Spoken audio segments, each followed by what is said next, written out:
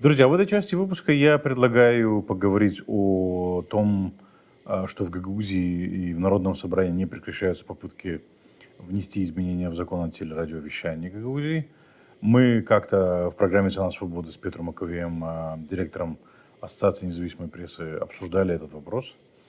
А, По тем поправкам, которые предлагает Народное собрание, предлагается, что Гагаузия целиком и полностью будет регулировать деятельность средств массовой информации на территории Гагаузии без учета существования Координационного совета Республики Молдова, без учета национального законодательства в области СМИ. Это попытка каким-то образом создать местную законодательную базу, которая существовала бы автономно или даже независимо от национальной законодательной базы в этой области, и попытка самостоятельно лицензировать и выдавать лицензии, и, в общем, как бы решать, кому работать на территории Гагаузии и средств массовой информации, а кому нет. Вот опять Народное собрание попыталось... Первая попытка была неудачной, закон не прошел, и сейчас предпринимается вторая попытка. К чему может привести эта попытка? Я предлагаю поговорить опять с Петром Маковеем, директором Ассоциации независимой прессы, извините, да, который у нас на связи по скайпу. Господин Маковей, приветствую вас. Добрый день. Ну, в общем, опять 25, что называется. Вот сегодня буквально Народное собрание, насколько я понимаю, приняло в первом чтении эти поправки в закон о телерадиовещании Гагаузии. И я так понимаю, из того заключения, которое дала юридическая комиссия или юридический отдел Народного собрания, они в этот новый проект закона не внесли абсолютно никаких изменений. Грубо говоря, это старый законопроект, который уже подвергся критике. Как вы это все расцениваете? И как на это вообще стоит смотреть? Ну, прискорбно, конечно, что после первой попытки принять этот закон и после тех критик, которые были, в том числе с нашей стороны, но и со стороны общественности Гагаузии, я смотрел прямой эфир этих дебатов, в которых участвовали некоторые правозащитники региона и другие представители, в том числе медиасообщества, которые давали критические замечания относительно этого закона и были принципиальные, там проблемы, касающиеся того, что этот законопроект напрямую противоречит национальному законодательству и кодексу о телевидении и радио, и скорее всего этот закон приведет к тому, что на общественном телерадиокомпании ГРТ будет введено дополнительные механизмы, которые будут способствовать введению цензуры. То есть, несмотря на все эти попытки и предложения, которые были, они все-таки тогда отозвали этот законопроект, якобы его доработали, но существенных доработок там нету. И я читал эту информационную записку юридической дирекции Гагаузии, очень толково там все прописано, в том числе указаны риски принятия этого закона и тот факт, что многие его положения напрямую противоречат национальному законодательству и не имеют смысла по большому счету.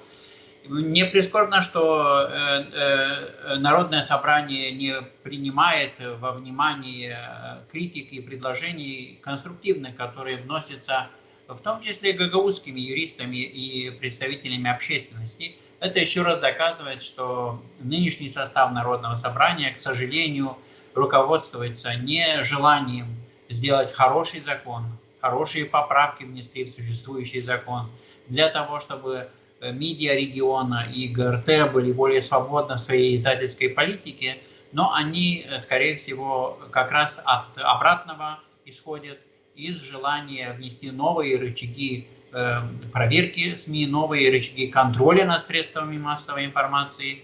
Повторюсь, я это сказал и на нашей с вами предыдущей дискуссии на эту тему, даже если этот закон будет принят, однозначно он будет отменен, потому что юридически не надо быть большим юристом, чтобы понимать, что основные положения этого законопроекта противоречат национальному законодательству, и любой суд, конечно же, их отменит. Я надеюсь, что так оно и случится.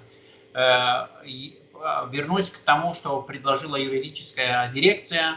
Юридическое управление Народного собрания, если быть более точным. Юридическое управление Народного собрания, они сделали хорошие предложения для того, чтобы не было этой коллизии между местным законодательством, местными законами, национальными законами. И, к сожалению, насколько я понимаю, Народное собрание, руководство Народного собрания вообще не склонны принимать никаких аргументов. Скорее всего, это очередной политический заказ со стороны Шора. Я вижу в этом законе, я видел и первую версию, и версию, которую сегодня проголосовали в первом чтении депутаты Народного собрания. Она опасна со многих точек зрения. Во-первых, это речь идет о том, что ГРТ, общественный телерадиовещатель, станет полностью подконтролен исполкому, и это абсолютно неправомерно. И то есть они фактически они отменяют... наблюдательный совет. Что? Наблюдательный совет, роль наблюдательного совета посредством принятия некоторых положений этого закона, они, в принципе, этот орган потеряет из своих полномочий, которые он и так не выполняет. То есть фактически они хотят опять это телевидение превратить в государственную телерадиокомпанию, правильно понимаю? Да, это чтобы это было не стенгазета, как раньше было в газетах, чтобы это было, в румынском языке есть такое выражение «телевизионный дебузунар», то чтобы это карманное телевидение, да? Карманное телевидение Башкана и исполкома, чтобы люди, которые там работают, боялись что-либо там сказать на своем эфире, которое не понравится кому-то там из исполкома. Они вводят какую-то непонятную комиссию, которая будет заниматься оценкой работы людей там. Они вводят вообще непонятные положения, согласно которому главный инженер, главный бухгалтер смогут руководить этой компанией. Для чего они это делают, казалось бы, непонятно, но мне кажется, что это дополнительные рычаги для того, чтобы повлиять на издательскую политику компании. Тут есть в подтверждении того, что вы говорите, и то, о чем мы говорим до сих пор, буквально выдержка, я читаю записку или заключение на проект закона о Грузии о внесении изменений в закон о телерадиовещании, которое дало юридическое управление за подписью Петра Захария. Он, здесь, во-первых, отмечает, что никакие изменения не были внесены в этот законопроект, как вы сказали, да, после всех этих обсуждений. И на что я обратил внимание, они предлагают внести дополнение в часть 1 статьи 26 закона. Цитата. Компания применяет в своей деятельности нормы Конституции и закона об особом правовом статусе Гагаузии и Гагаузии, которые определяют компетенции гагаузов самостоятельно решать вопросы политического, экономического и культурного развития. То есть они предлагают таким образом игнорировать тот факт, что существует национальное законодательство в области телерадиовещания, и вообще предлагают, чтобы это законодательство вообще никак не распространялось на территорию Гагаузии, в частности, не распространялось на ГРТ. Это вообще возможно? Это, конечно же, невозможно в любом правовом государстве. Республика Молдова – правовое государство. Есть законы и подзаконные акты. В данном случае относительно телевидения и радио есть кодекс телевидения и радио Республики Молдова. Гагаузия – часть Республики Молдова, обязана соблюдать законодательство Республики Молдова. А тот факт, что каким-то, с кавычками, законотворцам из исполкома, а скорее всего они даже не в исполкоме, а где-то там в Москве заседают, подумала, что скорее всего нужно переподчинить ГРТ напрямую Народному собранию и вопреки, то есть даже несмотря на есть специальные нормы, касающиеся публичных телерадиовещателей. В кодексе о телевидении и радио есть специальные нормы, которые гарантируют независимость этих вещателей, несмотря на то, что они финансируются из бюджета национального или регионального, неважно. Так вот, это, конечно, явная попытка просто вытянуть телевидение ГРТ из-под контроля Совета по телевидению и радио, который уполномочен кодексом проверять и санкционировать, давать санкции, если нарушается закон. Опять же, повторюсь, это только одного этого аргумента хватит, чтобы в любом суде отменить этот закон, если он будет принят. Но, скорее всего, Михаил, я думаю, что те, которые придумали этот закон, они очень ясно понимают, что не дойдет до того, чтобы этот закон был имплементирован, реализован. Будут процессы судебные, посредством которого это все будет отменено. Но не это для них важно. Для них важно еще раз якобы показать, что Кишинев, молдавское правительство хочет якобы отнять телевидение ГРТ у гагаузов, что опять идет этот конфликт полномочий, что опять нас, гагаузов, нас автономию хотят на нас надавить, что нарушаются наши права и так далее и тому подобное. Это та же ситуация, стопроцентная ситуация с этим горе-гагаузлендом. То есть они понимали изначально, что они не смогут его построить, но для того, чтобы была, грубо говоря, движуха, был у нас такой политический деятель, его зовут Юрий Рожко, который говорил о том, что любая движуха в политике полезна. Так вот, ради вот этой дискуссии, которая является искусственной дискуссией, дискутированием изначально предложений, которые не могут быть приняты. Но для того, чтобы создать информационный фон и информационный шум вокруг всего этого, а в особенности в преддверии выборов и референдума, это же, конечно же, они считают, что это будут дополнительными политическими очками, которые наберет Илон Шор и подконтрольный ему исполком и Народное собрание Гагаузии. Хорошо, ну давайте... Я, например, не согласен с тем, что они пытаются поднять вокруг этого шум. Я думаю, наоборот, что они уверены в том, что Кишинев не пойдет на какие-то серьезные шаги. А для них самый серьезный шаг — это отобрать у них этот ресурс, имеется в виду ГРТ, который полностью оказался в руках Шора и полностью отрабатывает повестку Шора. Причем на наши с вами деньги, на деньги налогоплательщиков 10 или 12 миллионов лей из бюджета Гагаузии поступают на содержание этой телерадиокомпании. Я не думаю, что Кишинев пойдет на то, чтобы отнять лицензию у ГРТ. Слишком политически чувствительная тема. И каким-то образом даже не думаю, что пойдет на то, чтобы внести изменения в Кодекс о телевидении и радио Республики Молдова, чтобы самостоятельно регулировать деятельность этого ГРТ. Потому что, как вы знаете, деятельность ГРТ регулируется местным законом, и в национальном законе прописано, что местный закон регулирует деятельность ГРТ, а там просто упоминается, что существует такой канал или общественное телевидение или радио. И тогда возникает вопрос, пойдет ли Кишинев на какие-то более радикальные действия? Ну, во-первых, я немножко не соглашусь с вами в том плане, что Кишинев не будет реагировать на принятие этого закона. Я уверен, что этот закон будет опротестован, и, повторюсь, я уверен, что он никогда не вступит в силу, даже если его кто-то там подпишет и кто-то опубликует. Да, скорее всего, молдавские национальные власти не станут отнимать лицензию у телевидения ГРТ, несмотря на то, что это уже далеко не общественный телеканал. И он превратился, по большому счету, в пропагандистскую какую-то машину для Шора и его компании.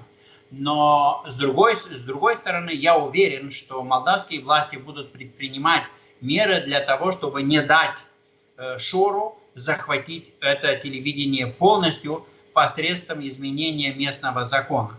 Местные законы Гагаузии могут быть опротестованы, и они, скорее всего, должны быть опротестованы в данном случае, если они противоречат национальному законодательству и Конституции, но однозначно это так оно и есть. Но нам нужно понимать, и вам нужно доводить до жителей Гагаузии, что это телевидение не принадлежит исполкому. Не принадлежит я понимаю прекрасно. Константинов. Я понимаю прекрасно, но это не меняет сути дела. Окей, Кишинев не отнимет этот закон, потому что действующий закон и так противоречит национальному законодательству. То есть фактически его уже нужно понять, и нужно было это делать еще лет 5 назад. Но что это меняет, когда фактически телевидение уже в руках Шора, и внутри народа, и внутри ГРТ нет абсолютно никакого сопротивления. Журналисты приняли ситуацию, которая установилась. Они работают и отрабатывают про повестку Шора. Те, кто не хотят этого делать, критических вопросов не задают. Для этого есть Ирина Караман, для этого есть Екатерина Манита, которые сядут и скажут, Валентина Короля, которые скажут, сядут перед камерой и скажут то, что нужно, и проведут передачу так, как нужно Шору. Что это меняет? По большому счету-то он уже захвачен. Ну, те попытки, которые сейчас принимаются, телевидение действительно захвачено, но то, что сейчас случится после принятия этого закона, это однозначно будет, под этим нужно понимать полный захват этого телевидения. То есть не останется уже никаких маломальски демократических механизмов и рычагов воздействия. Если позволить Народному собранию принять этот документ сейчас, повторюсь, наблюдательный совет ГРТ, который сейчас является по местному закону, является как бы нанимателем, да, и директора, и остальных там сотрудников, и может реально влиять на издательскую политику, он по сути, то есть никакого толка от того, что будут там эти люди там что-то принимать, уже не будет, потому что в любой момент исполком сможет посредством этих новых поправок в законе изменить и уволить любого человека и повлиять кардинально на издательскую политику. Сейчас еще остаются какие-то механизмы в надежде на то, что люди, которые заседают в наблюдательном совете, наконец поймут, что от них очень много зависит, хотя некоторые из них считают, что они там для галочки. И именно поэтому эти последние, будем так говорить, последние рычаги воздействия на издательскую политику нужно менять. Если будут принят этот закон, как мы с вами ранее говорили, просто ГРТ выведут из-под контроля Совета по телевидению и радио, и тогда уже никто не сможет пожаловаться, то есть люди смогут пожаловаться, но однозначно не будет никакого наказания за несоблюдение плюрализма мнений на телевидении, за продвижение какой-то фейковой информации, то есть не будет никаких штрафов. И это будет означать, по большому счету, абсолютную полнейшую дебандаду, полнейший хаос в общественном телерадиовещании Грузии. Именно поэтому я уверен в том, что на национальном уровне этот закон будет опротестован.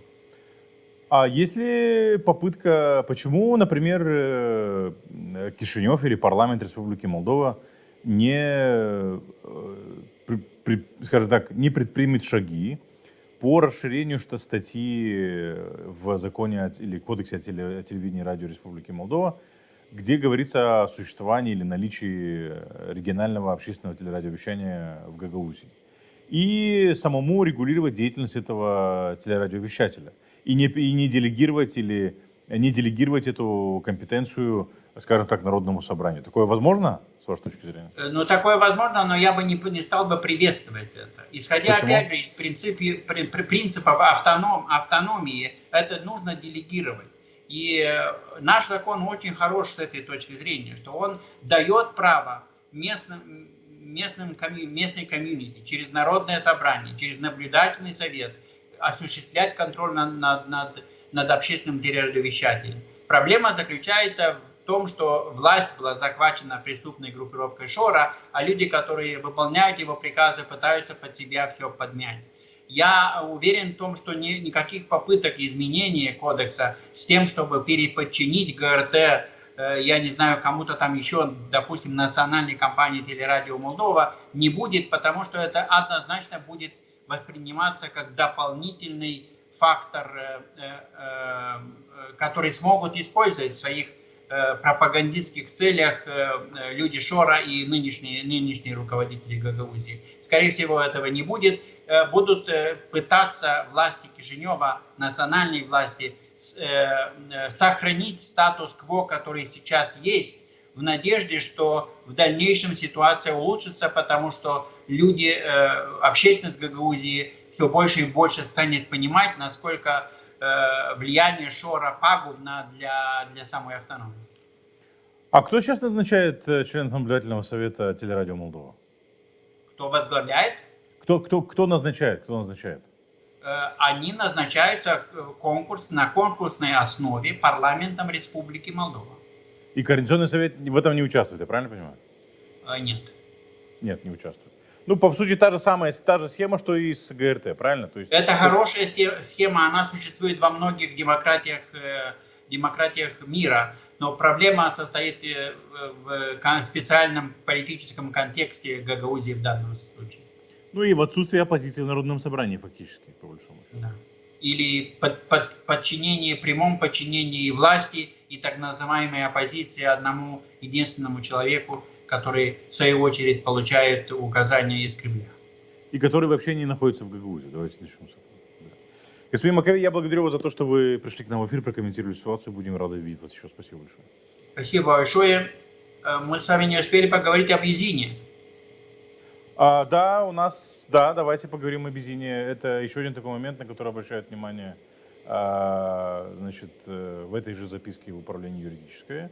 И обращают внимание на то, что это противоречит национальному законодательству. Естественно, это гагаузское ноу-хау.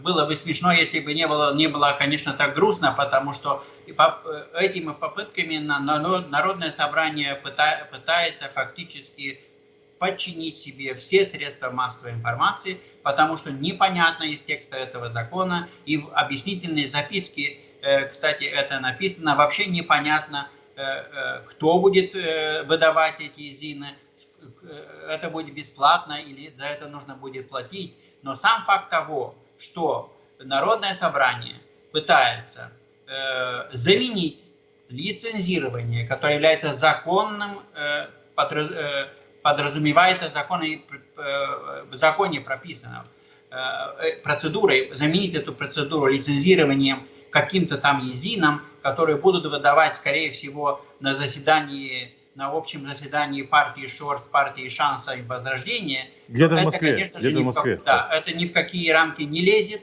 И это еще один аргумент того, что, конечно же, это будет опротестовано.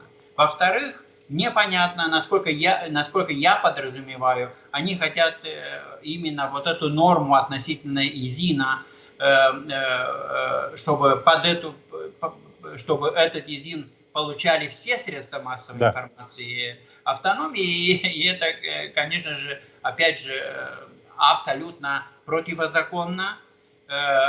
Лицензирование других средств массовой информации, кроме как телевидения и радио, не предусмотрено национальным законодательством, и любые попытки изначально являются антиконституционными. Господин Маковей, я благодарю вас, и благодарю вас, что напомнили про этот важный момент тоже. Спасибо большое. Всего доброго. До свидания.